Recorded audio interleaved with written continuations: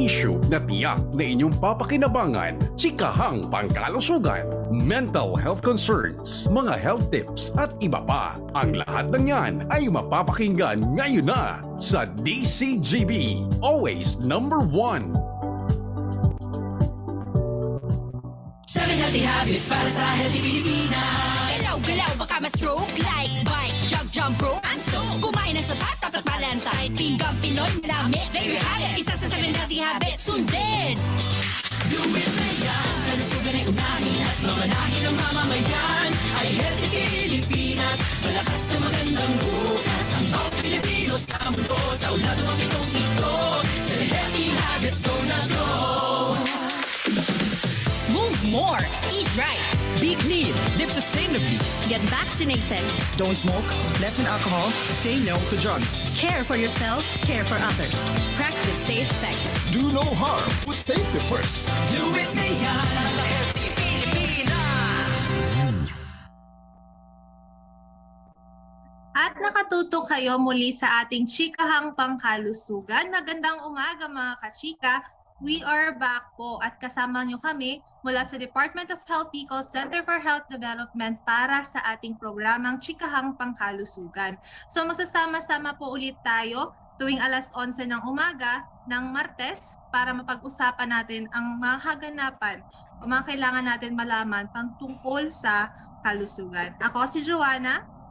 At ako si Denise. Ayun nga, marami tayong napag-usapan last year mula sa mga health programs natin dito sa Department of Health Bicol Center for Health Development hanggang sa mga natatanging okasyon at kaganapan ng ating ahensya. So ngayon sa ating programa ay sinimulan na natin ang chikahan at nagkaroon na tayo ng kauna-unahang episode last week tungkol sa healthy habits at para sa isang healthy Bicol. So ngayon naman ay magkakaroon tayo ng panibagong episode at ipagpapatuloy natin ang ating chikahan. Yes, katulad ng dati, ibabalita rin po natin ang mga latest mula sa DOH Bicol. At syempre, bibigyan namin kayo ng mga kaalaman patungkol sa kalusugan. So sisimulan po natin sa pag-alam ng ating health events ngayong April. Maite, ano ba ang ating health events? So ang ating health event for the month of April ay nagsisimula sa National Hemophilia Awareness Month. Ang National Hemophilia Awareness Month ay idineklara by virtue of Proclamation number 1478. Ang proclamation na ito ay sinay noong April 8 by then President Gloria Macapagal Arroyo. Every year thereafter, para i-prioritize natin ang mga pangangailangan ng mga underprivileged na mga sick, elderly, disabled women at mga bata. Ito rin po ay nagre-recognize sa mga karapatan ng mga physically challenged at yung mga nangangailangan ng special care, edukasyon, mga training at iba pang job opportunity para matulungan po silang ma-enjoy ang isang full and decent na livelihood. So, kasama na rin po dito ang pag-achieve sa isang self-reliance and social integration. Next na ating health event for April ay ang World Health Workers Week. Ito po ay sinaselebrate natin tuwing first week of April. So, sinaselebrate po natin ang ating magigiting na healthcare workers sa hospital man or sa ating mga local government units. So, ang World Health Workers Coalition ay tumatawag po sa ating mga policymakers around the globe to invest in health workers. Together, we can urge our ministers of finance and health, country leaders, government representatives, global leaders, donors, and multilateral leaders para maka-allocate ng mga long-term funding and implement policies na pwedeng maprotektahan at masuportahan ng ating mga healthcare workers. Next na health event ay ang World Immunization Week, ngayon ngang April 24 to April 30. Ito ay sineselebrate upang ma-highlight natin ang isang collective action na kailangan natin para ma-promote ang paggamit or ang pagpapabakuna para maprotektahan ang lahat ng tao of all ages against disease. Ang World Health Organization ay nagkikipagtulungan sa iba't ibang countries across the globe para maka-raise ng awareness sa value ng bakuna at pagpapabakuna. Ito rin po ay nag-ensure na ang gobyerno natin ay maka-obtain ng necessary guidance and technical support para makapagsagawa ng mga high-quality immunization programs. Ang ultimate goal po ng ating World Immunization Week is para mas maraming tao at ang kanilang mga komunidad ay maprotektahan laban sa mga vaccine-preventable diseases. Next ay ang ating Head and Neck Consciousness Week last week of April. Ang Department of Health kasama po ang ating Philippine Society of Otolaryngology ay sineselebrate ang 4th week of April, and every year ay inoobserbahan natin ang isang week-long observance ng Head and Neck Consciousness Week based on Presidential Proclamation 1676. Ang event po na ito ay nag-aim na mag-increase ng public awareness on the cancer of the head and neck region. Ito rin po ay nagpo-promote ng isang primary prevention, screening, or early detection and optimal treatment and care. According po sa isang 2015 Philippine Cancer Facts and Estimates by the Philippine Cancer Society, there are about 12,150 new cases, ranking head and neck cancer at number 3 next to lung and breast cancer. Next health event for April ay ang World Health Day. Ang World Health Day po ay sineselebrate natin every April 7. This marks the anniversary ng ating founding of the WHO or World Health Organization in 1948. Bawat taon po nito ay pinofocus natin ang World Health Day para sa isang specific public health concern. Ito po ay ang pag-add ng focus sa journey po natin to achieve health for all, which is this year's theme. So, WHO will observe its 75th anniversary under the theme 75 years of improving public health. Next naman po natin ay ang World Malaria Day ngayong April 25. Ang World Malaria Day naman ay isinasagawa natin each year on April 25 at ito ay isang annual event na isang worldwide effort para makapag-raise tayo ng awareness sa sakit na malaria at mabigyan natin ng funds ang treatment at prevention nito. This day works to highlight the need for better political intervention in malaria control and prevention. The day also marks the continuing great achievements in the fight against malaria. So yan po ang ating mga health events for the month of April. Yes, for other news, meron po tayong press conference kapon. May naganap po tayo na press conference kasama ang ating ARD na si Dr. Chito, ang ating Chief ng Local Health Support Division na si Dr. Rose, ang head natin sa NCDPC and sa HPCC na si Dr. Monray, ang ating NIP na si Dr. Desiree Diseño. So kahapon, ibinalita po at ibinahagi po namin sa inyong lahat na nakapag-achieve po tayo ng 100% target para sa ating mass Philippine risk assessment. So actually, a day bago pa matapos ang ating community-based house-to-house mass Philippine risk assessment, ay naabot na po natin yung 100% ng ating target na mga Bicolano na ma-risk assess gamit ang PhilPen. So ang ating kampanya ay nilaunch po natin yan for the whole month of March.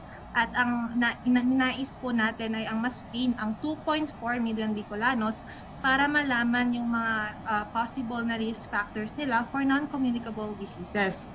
So ang PhilPen po, or yung tinatawag natin na PhilPen Package for Essential Non-Communicable Disease Intervention, ay isa po siyang set ng cost-effective intervention para ma-assess yung absence or presence ng ating mga risk factors through early detection, prevention, and management. So amin pong ini-express yung aming pasasalamat at gratitude sa lahat ng health workers, health partners, and lahat po na stakeholders na tumulong po sa atin para maging success yung ating kampanya. Kahapon din po na italakay po natin yung patungkol sa measles, rubella at polio. So nagbigay po ng paalala ang ating NIP coordinator na si Dr. Desiree na ang mga sakit po ito ay lubhang nakakahawa at nakamamatay para sa mga bata. So dito po sa sakit rin na ito ay walang gamot. Kaya bakuna lamang po ang tanging paraan upang masiguro na ligtas ang bawat bata kontra tigdas, hangin at polio at ito rin po ang tanging paraan upang maiwasan ang outbreak. So nagbigay po tayo ng paalala dahil sa taong 2019 po maraming bata yung hindi nakakompleto ng bakuna laban sa mga sakit na ito at nagkadeklara din po sa Pilipinas ng polio outbreak. At nang dahil po sa COVID-19 noong 2020 ay naatala po yung ating routine immunization. So ito po yung naging dahilan kung bakit 3 sa bawat 4 na kabataan ang hindi nakatanggap ng bakuna laban sa tigdas sa taong 2021. And sa 2022 po last year, nagkaroon po tayo ng 160% na pagtaas ng kaso ng rubella at measles. So ngayong 2023 po nanganganib ang Pilipinas na magkaroon muli ng polio at measles outbreak. Tumataas din po ang kaso ng rubella at tigdas hangin.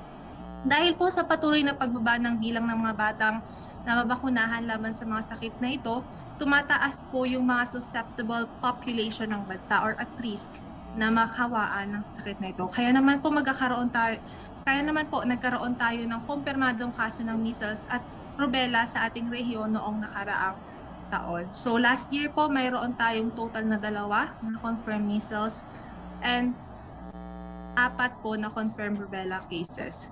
Kaya po ngayon ay magsasagawa po tayo ng measles, rubella at oral polio vaccine supplemental immunization activity or MRO-PBCA sa buong buwan ng Mayo.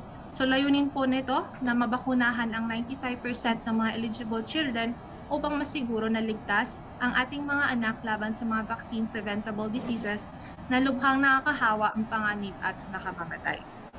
So maliban po sa good news natin sa PhilPen at sa concern natin sa measles, rubella, and polio, ay amin din po nagpapaalala dahil Holy Week na po. So mayroon po tayong paalala sa publiko para sa road safety. Huwag po tayong mag-text o tumawag habang nagmamaneho at tumawid ng kalsada. Huwag din po tayong magmaneho kung nakainom tayo ng alak. Huwag magmaneho kung ikaw ay inaantok. At laging po nating isusuot ang ating mga seatbelt. Gumamit ng helmet kung sasakay o magmamaneho ng motorsiklo at bisikleta, panatilihing maayos ang kondisyon ng sasakyan, sumunod lagi sa mga batas trapiko, maging mapagbigay sa ibang sasakyan o mga taong tumatawid at tumawid lamang sa tamang tawiran. Para naman po sa mga panata na pagpapapako sa krus, magpabakuna po ng anti-tetano bago magpenitensya, siguraduhing malinis ang pamalong gamit sa pagpepenitensya at walang kalawang ang pakong gagamitin sa pagpapapako sa krus. Linisin po natin at gamutin ang sugat na dulot ng penitensya ng malinis na tubig at sabon. Para naman po sa mga nagbibisita iglesia, gumamit po ng payong kung di maiwasang magbilad sa araw. Magsuot ng komportableng damit sa pakikiisa sa bisita iglesia at Station of the Cross, uminom ng sapat na tubig para maiwasan ang pagkatuyo ng katawan, magdala ng tubig at pagkain para maiwasan ang pagkahilo-dulot ng gutom, siguraduhin hindi mabilis mapanis ang pagkain at itapon ang basura sa tamang lalagyan. Kung tayo naman po ay may kasamang bata, siguraduhin po na maglagay ng impormasyon sa bulsa ng bata kung saan maaaring makipag-ugnayan kung sakaling mawala ito. At para po lastly sa pag-iwas ng heat stroke, uminom po ng maraming tubig, iwasan ng tsaa, kape, soft drinks at alak, magsuot ng sombrero at gumamit ng payong protection sa init, at limitahan ng oras na iginugugol sa labas upang maiwasan ang pagbilad sa araw. So yan po ang ating mga ilang paalala at balita sa publiko. So ngayon po dumako na po tayo sa ating topic at dahil po last month ating inobserve ang World Rabies Month as well as ngayon po ay pinapaalalahanan po natin ang lahat dahil isa po sa karaniwang sakit na nakukuha natin tuwing tag-init ay ang sakmal ng aso. So ngayon po ay mapapakinggan natin ang naging usapan kasama si Dr. Carl Robert Ador, Agriculturist 1 ng Alternate Focal Rabies Program Coordinator ng Department of Agriculture Regional Office 5 at si Dr. Rosario Esquerilla, Medical Specialist mula sa Bicol Medical Center. So panoorin po natin ang ating usapin patungkol sa rabies.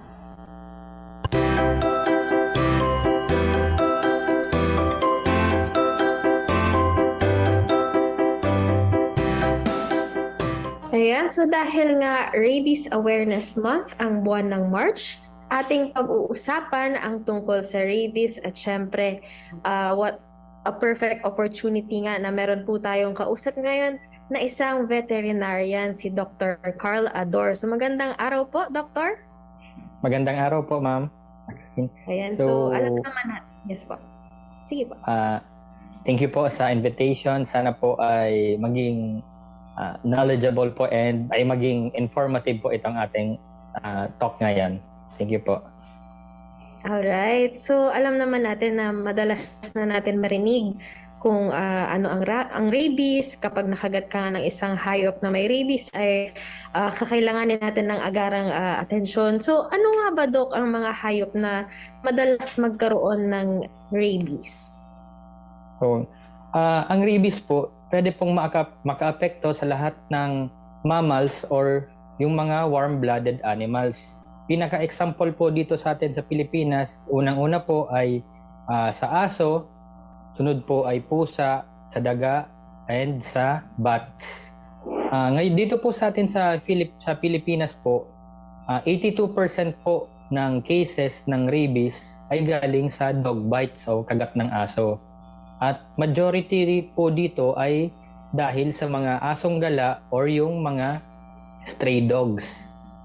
So yun dogs po ang pinaka talagang priority po natin para po masugpo.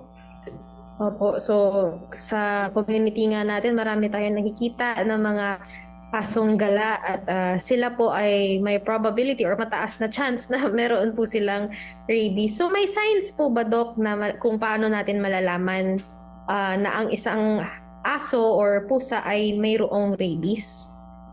Opo. Marami pong posibleng maging sintomas ang aso o hayop na may rabies. Una po, pwede natin pong makita na meron po siyang sugat kasi nga ito nga pong rabies ay napapasa po sa pamamagitan ng laway at kagat ng mga hayop na merong rabies. So, yun po, una nating titingnan kung meron po ba siyang kagat or sugat galing sa ibang hayop.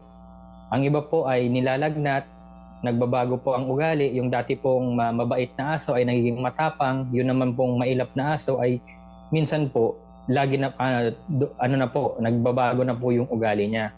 Tapos meron pong ibang mga aso na maingay po at nag-aalulong. May dalawa din pong uri ng rabies. Dalawang uri po ng sintomas. Una po yung dumb rabies at pangalawa po yung ferocious o yung matapang pong rabies. Yung po sa dumb na rabies, yung po bagsak po ang panga, napaparalyze po sila, naglalaway, nahihirapan po maglunok, at yung nga po yung dati pong maingay na aso, nagiging tahimik na po, yung dati pong matapang, minsan po nagiging tahimik na din. Doon po sa furious o yung aso naman po ay nagiging aggressive na po. Yun na po yung sinasabing mga nauulol na po na mga aso. Hindi po siya mapakali, lakad po ng lakad. Sensitive po siya sa ilaw, sa noise at sa tubig. Nagkakaroon na po ng hydrophobia. Tapos makikita po natin, kinahagat niya na po kahit anong mga bagay. Kahit po yung mga inanimate objects, kinahagat niya na po. Yun po yung mga common. Yes po. So, dapat pala talaga ay mag-ingat tayo sa mga asong gala dahil ayan nga po yung mga signs na maaaring sila ay mayroon rabies. Hindi lang aso kundi mga pusa din. So, na-mention niyo po, Doc, kanina na maaaring makuha ng isang aso or pusa ang rabies sa iba din na hayop. So, ito bang rabies po, Doc, ay pagka panganak pa lang ng isang hayop ay meron na silang rabies? Ito po ay yung pong sabi po nila na pag pinanganak po ang aso or pusa may rabies na agad. Isa po itong pinakamalaking misconception sa rabies. Ang rabies po ay gaya ng ibang mga infectious na diseases or mga nakakahawang mga sakit. Ito po ay nakukuha po or na-acquire ng hayop at hindi po siya pinanganak na mayroon na pong rabies. Yun po, ang pinaka common na napapasa po ang rabies sa pamamagitan po ng laway at sa kagat po ng ibang mga hayop. Alright, so good thing na-clarify po natin yan, Doc, na misconception lang pala siya na inborn ang rabies sa mga aso at pusa. So, yung mga, for example, lang isang aso or pusa ay nakagat ng kapwa nila hayop na mayroong rabies. Syempre, may malaking chance na magkaka-rabies sila. Mamamatay po ba sila sa ganong paraan? Opo, sadly po, ang rabies po ay merong 100% mortality rate. Ibig sabihin po, pag tinamaan po ng rabies, lahat po talaga namamatay. Kadalasan po, ang ino-observe po sa dogs is, pag nahahagat po siya, 14 days po, yun po, di ba, ang protocol po, kahit po sa DOH, 14 days po siyang i-observe. Pero yung aso po, once na mag-show na po siya ng sintomas or signs ng rabies, ay less than 9 days po namamatay. Wala pong nakaka-survive more than 9 days po after niya po mag-show ng signs yung di ba yung nagiging aggressive na, naglalaway. Yun po, talagang kawawa naman po yung aso pero talagang hindi po talaga makaka-survive. Yes, so maraming salamat po, Doc. So sa ating mga tagapakinig, ingatan po natin ang ating mga alagang aso and i-make sure na rin natin ang ating mga aso or mga alagang pusa or aso na hayop ay naaalagaan ng mabuti para hindi po tayo magkalat ng infectious disease na tulad ng rabies. So, syempre, ayan po, Doc, yung mga knowledge natin. Pero ang pinaka-importante siguro ay malaman ng ating mga tagapakinig kung paano ba mapoprotektahan ang ating mga alaga laban sa rabies. So, paano po natin yung gagawin? Opo, yun nga po, yung rabies po ay merong 100% mortality rate, pero ang kagandahan din po dito ay 100% din po siyang preventable. Paano po natin siya mape-prevent? Sa pamamagitan po ng vaccines, pagbabakuna po sa ating mga alagang hayop, at magiging isa pong responsible pet owner. Yun po ang ating isang advokasya sa Department of Agriculture na paturuan po natin yung mga nag-aalaga po ng mga aso, pusa na maging responsable po. Huwag po nating hayaan na nagkakalat-kalat po sila. Siguraduhin po natin na hindi po sila makakahalubilo sa ibang mga asong gala. Lalong-lalo na po na hindi natin sila papabayaan na makasalamuha ng ibang mga hayop na hindi po natin sigurado kung meron po bang rabies. Tapos yun po, number 1 din po yung pagpapabakuna. As early as 3 months old po yung puppy, yung alaga po natin ay pwede na pong pabakunahan ng rabies. Sa atin pong mga LGU, mga munisipyo, nag-o-offer po tayo lalo na po ngayon na March po, Rabies Awareness Month. Naglilibot-libot po at ang mga tao po na mga vaccinators, sana po ay hindi po tayo mag-resist sa pagbakuna po ng ating aso. Ang iba po kasi nagsasabi na mamamatay daw po, ayaw pong pabakunahan kasi daw baka magkasakit, baka daw magkaproblema. Ito po, kung healthy po ang ating alagang hayop, pag binakunahan po ay wala pong magiging problema. Kaya siguraduhin po natin na bago po natin pabakunahan ay malusog po ang ating mga alaga.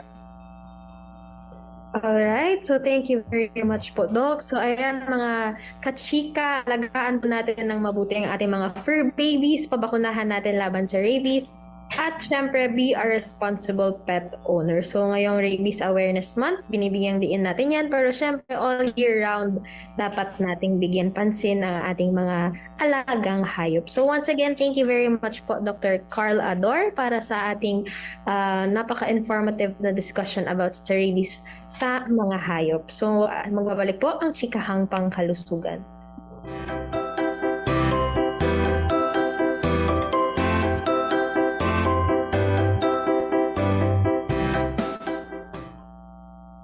Ang araw-araw na paglalakad? Samahan mo pa ng jogging. Itodo na ang paggalaw araw-araw. Say goodbye na rin sa mga pagkaing maaalat, matataba at matatamis. At piliin yung siguradong masustansya. Gawin ito para makaiwas sa mga sakit na diabetes, cancer, hypertension, sakit sa puso at iba pa. I-follow na kami para sa karagdagang impormasyon. Let's move more. Eat right para sa isang healthy Pilipinas. Game na ang mga Pilipino na ituloy ang live sa labas dahil sa booster, Pinas Lakas! Kasi tumasabi, reminded kami. Ang edad ko, 94. Nagpa-injection na mula ko sa itong booster. Pandua ng booster. Dahil po ako nagdudua-dua. Gusto ko marahay man ako. Magdipig siya sa mga kahilangan. Namin, ang isip ko, dahil ako, hindi man ako mabutan sa mga hilang na yan. Wala naman akong naramdaman ka ito. Kaya mga senior citizen na kapwa ko, dapat magpabakuna naman kamo tagani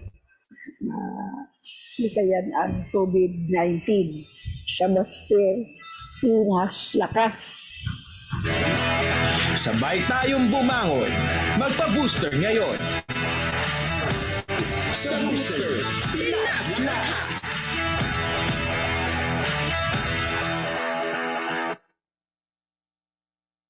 Ang kaunting hassle ng mild side effects ng bakuna ay walang binatbat sa totoong COVID-19, lalo na kapag ikaw ay wala o hindi updated ang bakuna. Let's check the facts. Mas madalas sa hindi, ang mga side effect ng COVID-19 vaccines ay mild. At kayang-kayang gamutin sa bahay sa tulong ng mga over-the-counter na gamot na ayon sa sintomas mo. At kung magka-COVID ka man, kahit na kompleto ang bakuna at booster, mas masisigurado mong mild ang sintomas mo. At habang wala pang gamot sa COVID, iinom ka lang ng mga gamot na ayon sa sintomas mo. At syempre, kung mas mild ang sintomas, mas simple ang gamutan. Tandaan, para ma-enjoy ang ganitong proteksyon ng bakuna, kailangan natin siyang i-update sa tulong ng mga booster. Dahil alam nating humihina ang proteksyon ng bakuna habang tumatagal. At huli, ang mga taong walang bakuna ay ang may pinakamataas na tsansang mga ilangan ng matagalang gamutan sa mga ospital dahil sa COVID-19. Dahil hindi nabigyang proteksyon ng bakuna ang kanilang katawan, tumataas ang tsansa na lumala ang kanilang sintomas at mas mangailangan ng mas komplikadong mga proseso. Kayang-kaya ilayo ang sarili sa sakit at matagalang pag-absent sa school at trabaho at mga karagdagang gastusin. Bigyang proteksyon ang sarili sa tulong ng mga bakuna at booster, samahan mo pa ng 7 healthy habits. Dahil sa booster, Pinas Lakas!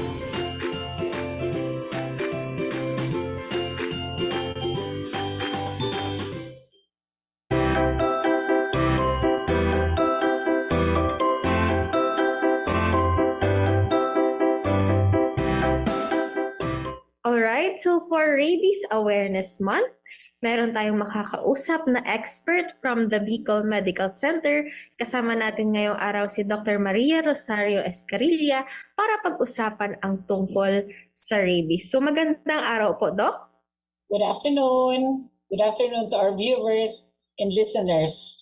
Okay, so alam naman natin siguro kung ano ang rabies. Common na ito dito sa ating lugar dahil marami tayong nakikitang mga cases nito dito sa Bicol region in general. So ano po ba ang mga nararamdaman ng isang tao kapag sila ay nakagat ng isang hayop na mayroong rabies? Actually, hindi naman siya immediate. It takes a long time before rabies infection develops sa pasyente. Pero kung minsan, pag grabe ang rabies virulence, it takes 1 or 2 months. Yung mga nakita ko dito sa Camarines Sur, I think it was 2.5 months after he was bitten by a dog, a rabid dog. Para siya nahihibang, hindi niya na alam ang ginagawa niya. Parang there was a time na may umaakyat na sa ceiling. Ayun yun. Grabe ang the furious type. Yun ang furious type. Yes po. Tapos after 72 hours, bigla na lang namamatay. Takot siya sa tubig, takot sa ilaw. ayaw niya ng liwanag. Pag umiinom siya, hindi niya kaya inumin yung tubig. Oo. Okay, so fatal po talaga pag ang isang tao ay nakagat ng hayop ng may rabies. Tama po, Doc? Opo. So, Meaning to say, pag fetal, diretso yan sa death. Okay, so ano ba dapat ang gagawin kapag nakagat ng or nakamrot ng isang hayop na Na sinususpect? rabid na. Suspected to be rabid. First and foremost, pag nakagat, wash the wound with soap and water for 10 to 15 minutes. Tapos, magpabakuna ka agad, pumunta ka agad sa animal bite treatment centers, which are, I think, a lot of ABTCs are already here in the Philippines, especially in the Bicol region. Meron din mga ABCs, yung mga private clinics. Kaya lang doon, syempre, mas mahal. Sa government facilities, cheaper ang vaccination natin. Kung minsan, libre pa. Okay, so napakahalaga talaga po, Doc, ng pagpapabakuna, right? Kasi parang ito yung parang primary or pinaka mabisang paraan para maiwasan yung pagkamatay kapag ng tao. Yung mga animals din, yung mga pet owners, nakikiusap din tayo kung pwede pabakunahan nyo ang mga alaga nyong hayop. Mga pusa, mga aso. Commonly kasi sa atin, rabies comes from dogs, bite of rabid dogs, and bite of rabid cats. Of course, so prevention talaga is still better. Yes po. So sa ating mga listeners at mga nanonood, be responsible pet owners. Kung may alaga na maaaring makakagat ng ibang tao. So ngayon sa panahon natin, meron na rin naman tayong mga ibang klaseng vaccines like yung sa ngayon nga ay meron na tayong COVID-19 vaccine. Pwede ba magsabay sa rabies vaccine, Doc? I know. Pag nagpa-rabies vaccines tayo,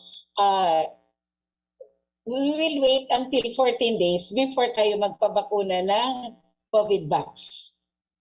So, ganoon din, pag nagpa-COVID vax na, nagbibilang kami ng 14 days bago namin bakunahan ng rabies vaccine. Hindi siya pwede magsabay. Okay, so... Pero yung other vaccines pwede, except yung COVID-19 vaccine. Okay, so glad that we have that clarified po sa ating mga listeners. So we have to wait 14 days bago magpabakuna ng COVID-19 vaccine. Pero sa other vaccines, okay lang naman po, Doc. Yes, pwede. Okay, so paano po ba kung ang isang tao ay kunyari nakagat sila, nagpabakuna sila ng rabies vaccine, may possibility pa po ba na mamatay pa rin ito or 100% effective po ito? Ay 100% effective ang vaccines natin. Kasi ang nagtitreat naman sa mga nakagat ng aso at pusa and other animals na may rabies, nasa prevention, mga trained nurses, trained doctors. So, wala namang possibility na magka-failure of vaccines. Okay, so how soon ba dapat sila magpa-inject ng anti-rabies vaccine kapag sila ay nakagat? For example, nakagat sila today, however, hindi sila pwede or malayo sila sa mga animal bite treatment center. How soon po ba dapat? The next day. 1 day after or 2 days after. Pero wag naman masyadong delayed. Like yung iba pumupunta after 10 days na nakagat. So kung rabid yung animal, mahirap habulin. Okay. Pero luckily, mostly naman ang patients namin dito sa Bicol Medical Center, marunong na din sila, aware na sila to come soon. Ang iba nga, feeling nila emergency. So pupunta sila sa emergency room even in the middle of the night. After being beaten. Halimbawa, nakagat ng 12 midnight, pupunta na sila sa emergency room. Alright, so mas maganda na as soon as possible. Yeah, urgent lang, but not emergency. Okay, so sa mga may kakilala na nakagat or kung kayo ay nakagat, as soon as possible mapabakuna na po kayo for your safety na rin, syempre. Yes. Opo. So, maaari ba magpa-inject kunyari ng anti-rabies vaccine kahit hindi pa nakakagat ng hayop for precautionary measures lang? Pwede ba yun, Dok? Yes, pwede. Yun ang tinatawag nating pre-exposure prophylaxis. Yung commonly, pag shortcut natin yun, tinatawag nating PrEP, pre-exposure. Pwede yun, pero iba ang schedule niya from the post-exposure. Post-exposure kasi yung mga nakagat na. Yung pre-exposure, after day 0, second dose is day 7, third dose would be day 21 or day 28. So yun po yun. Kaya lang, hindi yun kasama sa program natin na libre. The patients have to buy if they want to have pre-exposure prophylaxis. Okay, so meron naman pala na parang PrEP. Yes. Exposure. So ngayon naman po na Rabies Awareness Month, Dok, ano ang inyong advice sa mga nakikinig sa atin ngayon? Okay, for all our listeners and viewers, pag pet owners kayo, ang hilig-hilig nyo sa animals, pabakunahan nyo every year para ma-sure natin na fully vaccinated, especially dogs. First 2 years, the same date ang vaccination. After that, pwede na ibang dates pero every year. Likewise, sa mga pasyente naman, magkonsulta ka agad po sa Animal Bite Treatment Centers. Hugasan ka agad yung nakagat with soap and water. Huwag nyo lagyan ng mga kung ano-anong tambal or tandok. Sabon at tubig, okay na po yun. Kung walang alcohol at walang betadine. So that's all. Alright, so thank you very much po, Doc. So sana maraming natutunan ng ating listeners ngayong araw tungkol sa treatment ng rabies, paano maiwasan ito, at syempre how to be responsible pet owner. So magbabalik po ang Chikahang Pangkalusugan.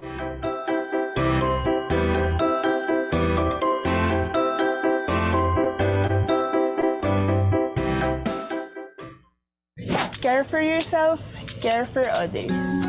Stressed sa work? Kailangan mo ng time out? Rest muna. Take a break. Maraming paraan para makapag-relax. Mag-beach o mag-hiking, movie night o sound trip, yoga o zumba, kumanta o tumugtog, mag-gardening o mag-baking, mag-sports o magpamassage, mag-video games o magbasa. The list goes on, mga ka-health peeps. Ano man ang trip mo, mahalagang maglaan ng panahon para sa sarili. Mag-recharge, mag-recover. Lahat tayo gustong mapasaya ang mahal sa buhay. Pero paano mo gagawin yan kung ikaw mismo hindi masaya? Ang stress at pagod minsan na ipapasa mo na sa iba. Subukan mong mag-jogging kaysa magbabad sa social media. Magbasa ng libro kaysa tumutok sa cellphone screens. Instead na makipagtalo sa comment section, i-explore mo na lang ang beauty ng outside world para iwas stress. Kaya, ibalanse mo na ang online at offline life mo. Nakaka-relax na, nakaka-healthy pa. Smile naman dyan. Do you have a safe space tulad ng isang support group?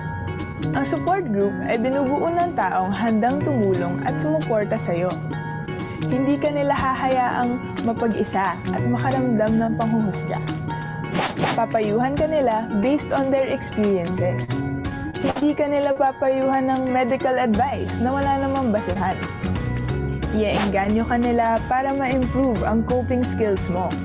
Ang pagkakaroon ng support group ay importanteng bahagi ng healthy lifestyle. Paano matutulungan ang taong may pinagdadaan ng mental health problems? Kaya kung may humingi sa'yo ng tulong, pakinggan mo sila. Intindihin at huwag baliwalain ang nararamdaman nila. Tumawag sa National Center for Mental Health Crisis Hotline 1553 sa mga numero sa inyong screen. Huwag ikahiya at huwag ismolin ang mental health problem. May mga lunas sa paligid mo. Mahalaga na aware tayo sa ating mga nararamdaman para malaman natin ang mga triggers nito. Maging in control sa emotions mo. Gamitin ang mga mood tracking tools na ito para mas lalong maintindihan ang emotions mo. 1. Mood Journal. 2. I-download ang Lusog Isip app. Ang emotions at feelings ay bahagi ng mental health. Ugaliin itong bantayan at pahalagahan. Lahat tayo nagkaka-stress. Yung iba, nakaka-move on agad. Yung iba, hindi. Ito ang ilang palatandaan na serious na siya. Loss of appetite at insomnia. Kawalan ng ganang mag-work o mag-aral. Kawalan ng interes sa mga paboritong libangan. Paggamit ng dangerous ways bilang coping mechanism, gaya ng alak at droga. Hindi ka nag-iisa. Tumawag ng tulong sa 1553. Your mental health is just as important as your physical health. Follow us for more tips and updates at i-achieve na ang 7 healthy habits para sa healthy Pilipinas. Paalala mula sa Department of Health. Ang Lusog Isip ay ang unang mobile app para matugunan ang mental health concerns na iniangkop para sa mga Pilipino. Simula na ang pangangalaga sa sarili mo sa tulong ng Lusog Isip app. I-download na ito sa Google Play o sa App Store. Para gumawa ng account, mag-register gamit ang nais mong username, password, at magpakilala ng iyong sarili. Sagutan ang screening tools upang mabigyan ka ng angkop na tulong. Makikita ang iyong mental health scores sa dashboard ng app. Bibigyan ka ng app ng impormasyon sa iyong kalagayan upang mabigyan ka ng tamang tips para mapangalagaan ang iyong sarili. Pwede mo ring i-customize ang mga settings ng iyong notification sa app na ito. Sa Interventions tab, makikita ang iba't ibang materyales tungkol sa mental health at wellness. May self-care tools rin na matutulungan kang ma-update at ma-track ang kalagayan mo. Patuloy lang na gamitin ang app upang makakuha ng mga achievements.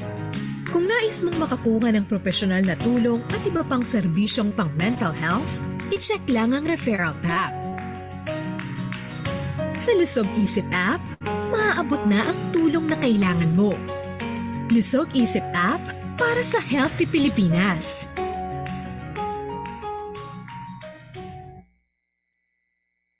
Nakatutok pa din po kayo sa ating chikahang pangkalusugan. So ayan po ang ating naging usapin tungkol sa rabies. So naway bilang pet owners po maging responsable tayo sa ating mga alagang hayop. At sa mga nakagat naman po, gawin po natin yung tamang pagkukugas ng sugat, dulot ng sakmal o kagat ng aso at pusa. Magpa-check up po tayo agad sa ating pinakamalapit na health center at magpabakuna ng anti-rabies. Meron din po tayo ng mga animal bite center kung saan available at libre ang ating mga bakuna.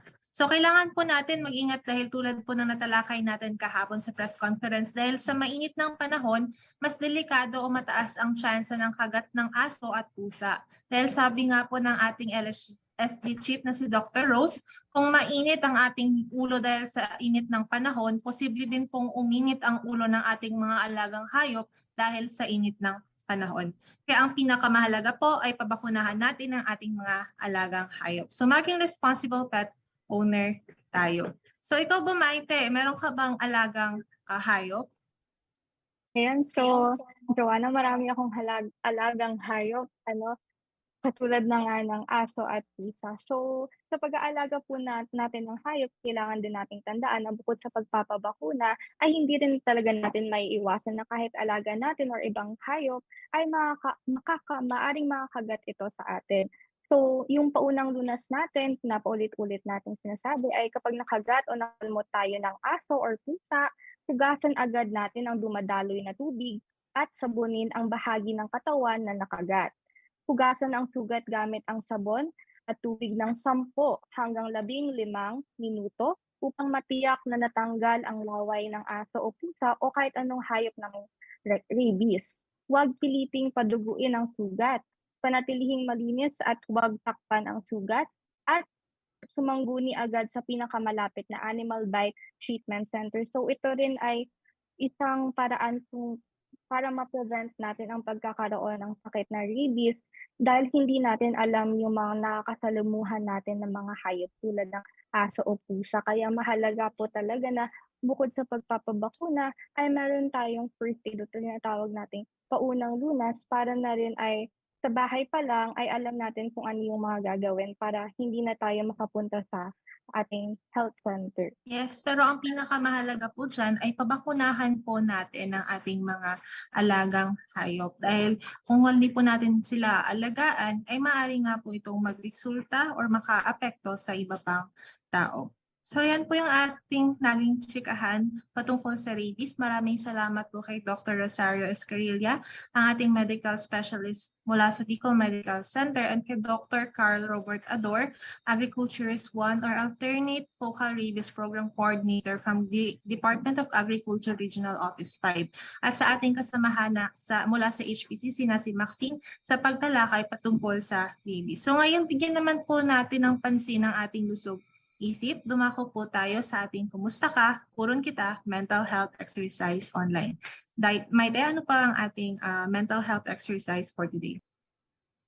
Okay, so alam naman natin na summer is just around the corner this month of April. So ang mga ating pamilya, ating mga kasamahan, and mga friends natin. So marami na ring mga bata na gustong-gustong lumabas at mag-swimming. So kids would be coming out to play, make sure na sila ay protected from preventable diseases by having them vaccinated. So bakuna pa rin po talaga ang number 1 natin na kailangan nating i-priority para sa kanila. So alin pa po ba yung ating mga healthy habit challenges na maaari nating ma-integrate dito sa ating panahon ng tag-init? So maaari po natin ito gawin within this month whenever we feel like it. So you do you. Number 1 is start it. Mag-hydrate po tayo lagi, uminom lagi ng tubig. Start our day by drinking a glass of water, or kung nakainom na po tayo ng tubig, pwede rin tayong uminom ng fresh fruit juice. Do it. So get our yearly scheduled vaccine shots. Syempre hindi pa rin tapos ang COVID-19 pandemic, it's still around the corner. So it is still important na ma-update ang ating mga additional protection ng ating mga vaccine shots laban sa COVID-19 at iba pang mga bakuna. Number 3 is try it. So let's practice meron tayong tinatawag sa ating Department of Health na Pinggang Pinoy program. So dun sa Pinggang Pinoy is basic lang naman yung ating kailangan ng mga nutritional na mga pagkain. So yung menu natin is yung go, grow, and glow food. So mahalaga na mag-add tayo ng mga foods na very nutritious tulad ng itlog sa ating breakfast menu for a sure dose of vitamin A for our immune system. Kasama na rin dyan ang ating mga tinatawag na fruits and vegetables and yung iba pa nating mga protein-rich na pagkain. Number 4 is switch it up. Drink fruit-infused water instead of soda, yung mga drinks natin na carbonated, yung tulad ng Coke, yung mga Pepsi, ganyan. Dahil kahit panahon ng tag-init, usong-uso talaga yung mga ganyang drinks, Pero make sure na pagkainom natin ng mga Coke, ganyan, is dapat in moderation lang or mas okay na maiwasan po natin yan. And instead, uminom ulit tayo ng tubig. Number 5 is track it. So, isulat po natin yung mga gusto nating gawin, yung mga gusto nating ma-fulfill ngayong taon or kahit anong araw pa man yan. So, isama na rin natin dyan ang pagpapabakuna at mag-note tayo kung kailan need natin ng mga updated shots or booster shots. So, constantly check our notes to make sure na hindi natin na-miss ang mga ito. Know it, call or visit the nearest health center para maka-inquire po tayo more about the vaccines, how they work, and how we can avail this at pati na rin yung mga services at schedules natin sa ating mga LGUs. And last but not the least, let us share it. So let us tag #HealthyPilipinas and share our personal stories para ma-help natin ang iba na ma-understand kung ano nga ba talaga yung mga kailangan natin gawin ngayong buwan ng April. At hindi lang ngayong buwan ng April, pati na rin sa buong taon.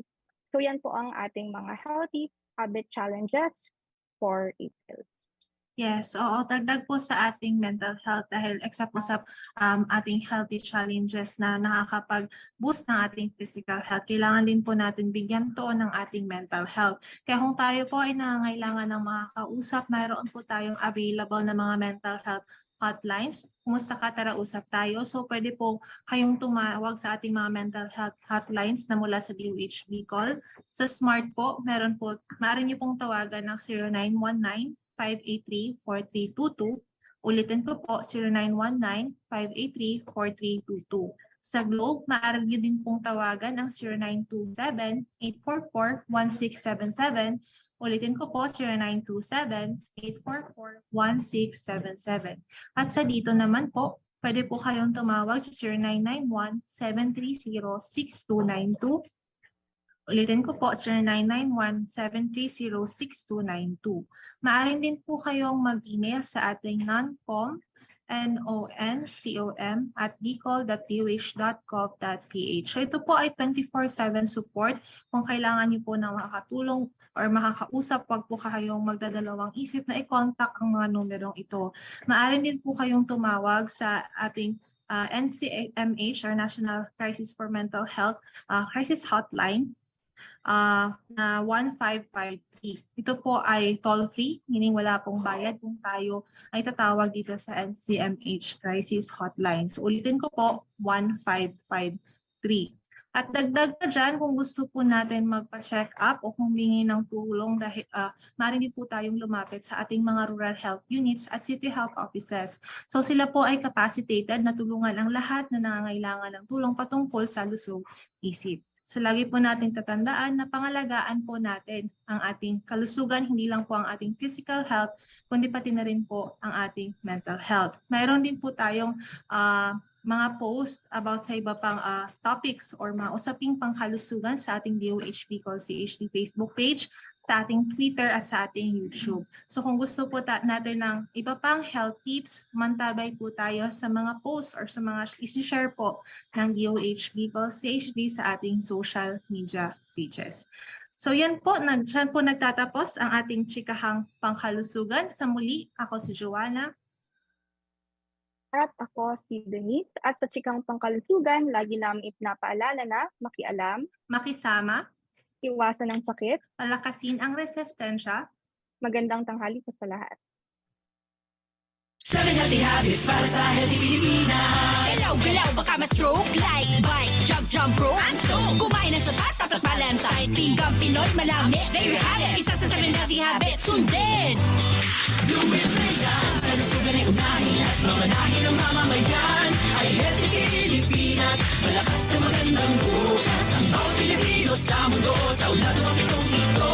7 healthy habits, go na go. Move more, eat right, Be clean, live sustainably. get vaccinated, Don't smoke, lessen alcohol, say no to drugs. care for yourself, care for others. Practice safe sex. Do no harm. Put safety first. Do it na yan sa healthy Pilipinas.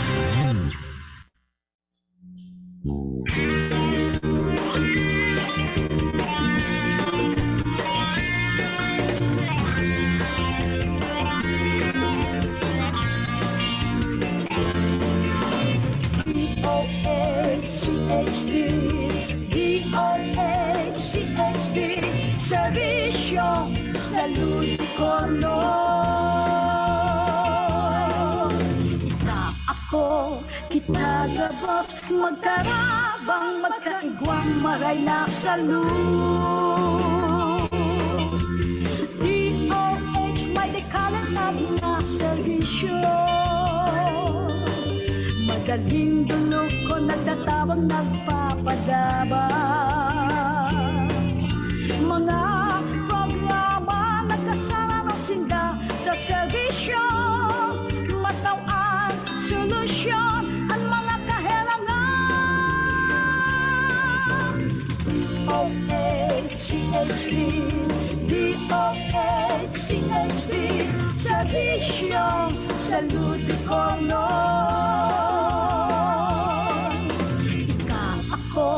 Kita gabos, magkarabang, magkaigwang, maray na salud.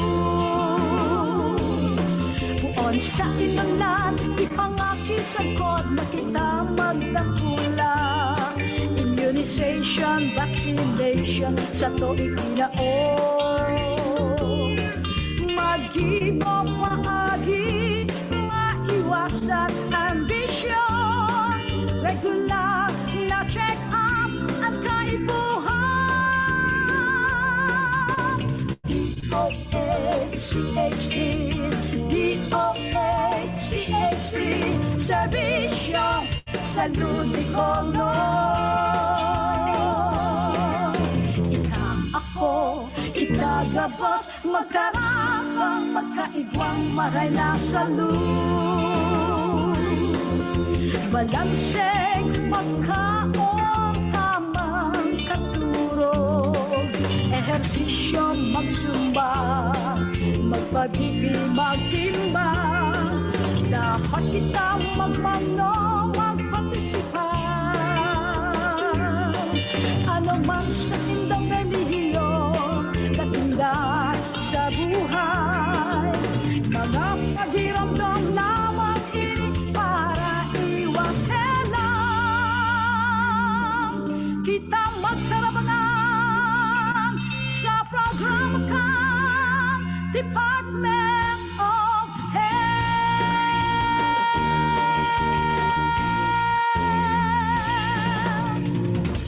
Abangan ang susunod na Chikahang Pangkalusugan dito lamang sa DCGB sa susunod na Martes, alas 11 hanggang alas 12 ng tanghali. Makialam, makisama, iwasan ang sakit, palakasin ang resistensya.